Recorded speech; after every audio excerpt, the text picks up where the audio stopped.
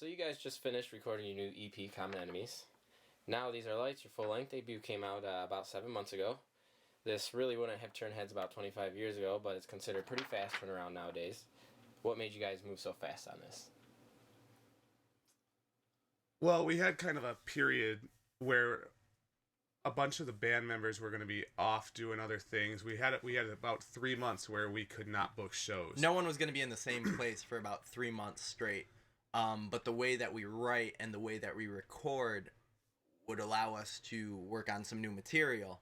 So rather than just do nothing for 3 months, we decided to challenge ourselves and come up with a new release rather than just doing nothing. Yeah, we didn't want to be stagnant for like this big period after we had just gotten the ball rolling. We wanted to kind of keep moving in some direction. And we write, we're constantly writing. I mean, for every song that made These Are Lights, there were a couple songs that we rejected. So we're always coming out with new material, and we figured, hey, we could use this 3 months to our advantage very easily. All right. You mentioned the way you write songs. What is your writing process like? Well, we don't have exactly one writing process nailed down. It is anywhere from a couple guys sit down and write something together to just one guy writes something and then gives it to the rest of the band. Like, I would say about 80% of the songs, especially on These Are Lights, were the result of either Tony or Kenny sending midis to people like in the rest of the band. And then we'll listen to the midis. Usually a few of us get in and start tracking out a demo. That's where the song gets arranged. So everyone kind of has their fingers in the arrangements of the songs. But usually the skeleton of a song will come from either Tony or Kenny.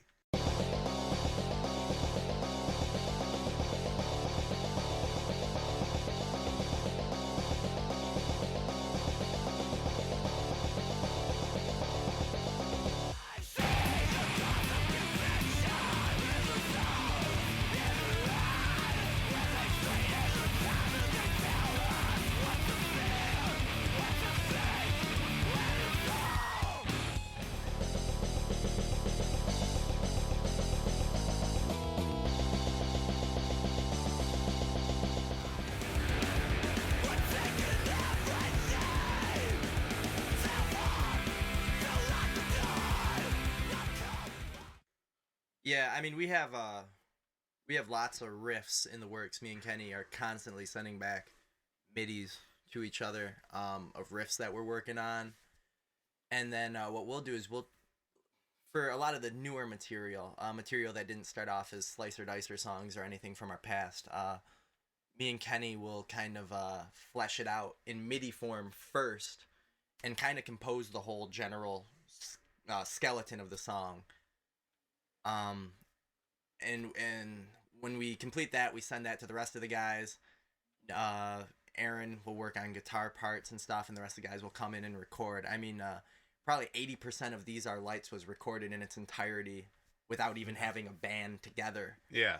Our first rehearsal as a band, as The Armed, was in June of last year, and These Are Lights came out in July. So the band kind of came together real fast, but we just kind of work on stuff individually and then piece it together and all work on it then. Every song on These Are Lights had been written by the time we finally all got together in the same room and started playing those songs. And once you guys write your songs, you self-record them, right? Yeah. We do everything ourselves. The way that we've done it, and people ask us this all the time. Well, we don't do everything ourselves. We right? Don't mix the not songs. everything. So the way it happens is we will start to flesh out a song in a basement. Usually we get kind of a crappy sounding demo out of it. Then when we actually decide to sit down and record the song, once we decide what we like, we've gone through some options. We track in a basement, or we record the guitars just directly into a DI on the computer, and we use amp modeling just to get sound so we can work on a demo for ourselves.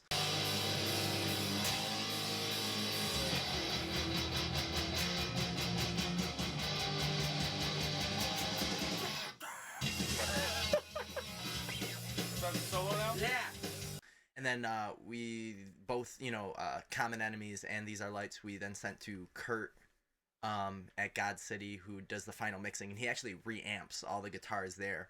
So all the guitar sounds you hear on those records are recorded into a computer in Detroit and then come out of an amp in Salem, Massachusetts. We're basically trying to make a very minuscule amount of money sound like a slightly less minuscule amount always of trying money.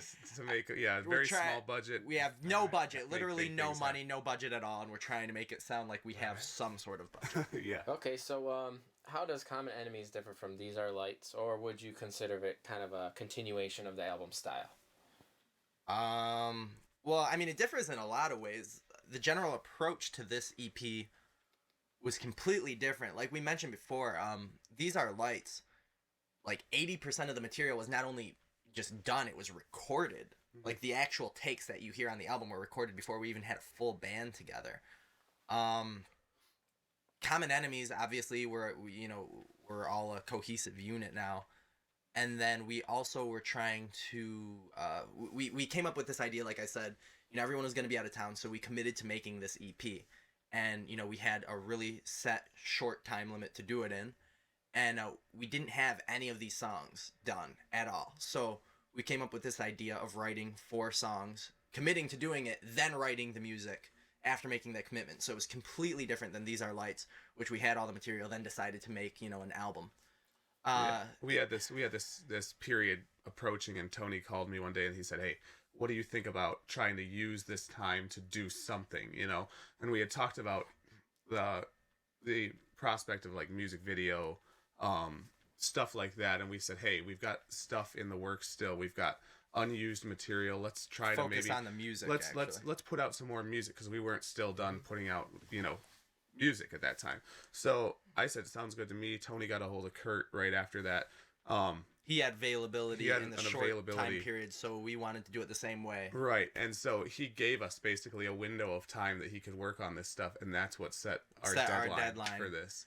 And it was a different way for us to work, because we've always released stuff as we've gotten it finished. This time we had a deadline, and we had a set amount of time, so this had more rules. But it was actually good, because I think it made it more focused. This EP is much more in a certain direction, in a certain vein. Well, These Are Lights had like no rules. We really worked on pacing that album, making it a good album. But this, we had a specific idea to make, a fast, vicious EP. Make it hard hitting. We really wanted to edit this down a lot compared to These Are Lights. In terms of sonically, I feel this is a lot different too, because it's a lot more stripped down. There's a lot less keyboards and stuff like that on this record. A lot of the padding and stuff that you hear that you may or may not notice on These Are Lights is there. These Are Lights has keyboards on almost like every single song, even if you don't notice it. Right. This has like nothing. It's all guitar, vocal, bass, drums. Very stripped down. Very straightforward. We really wanted to make like a good rock and roll, hard hitting EP. All right. Here's a question. Actually, I've been wanting to ask you guys since I heard it. You guys actually have the ex-Dillinger Escape Plan, current Coheed and Cambria drummer Chris Penny playing on Common Enemies. How did this come about? Well, it was kind of interesting, because we've wanted to do something with Chris for a long time. He's been somebody that's been a huge influence on I know both me and Tony's music. Huge. Definitely. And so we just kind of, we had known him in the past, and we figured we'd just kind of reach out to him for a particular song that we're trying to, the tune that he's on, Secondhand, is it's got like, it was all about kind of getting the right feel.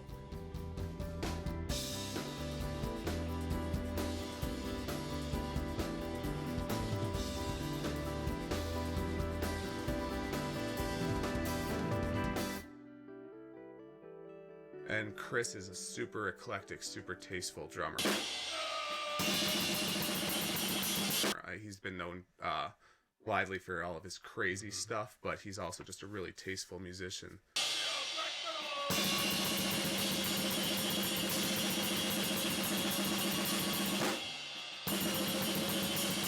So we figured, let's give it a shot, see if he's willing to do it. And we also, we had guests. We had a ton of guests on These Are Lights too, and like Aaron said, we've just been friends with Chris for, a few Few years years, now. yeah. So we just wanted to reach out and see if he would want to do it. He's definitely, I mean, as the drummer, he's one of my biggest heroes in terms of playing. So it was a really cool experience. We're always open to guest appearances. If you listen to the track "I Steal What I Want" on the last album, that's my dad. We had we had a lot of friends on that album. Mike Sonic and Renee from the band Auto Vector both played on the last album too. Our friend Carol did the vocal on Elephant.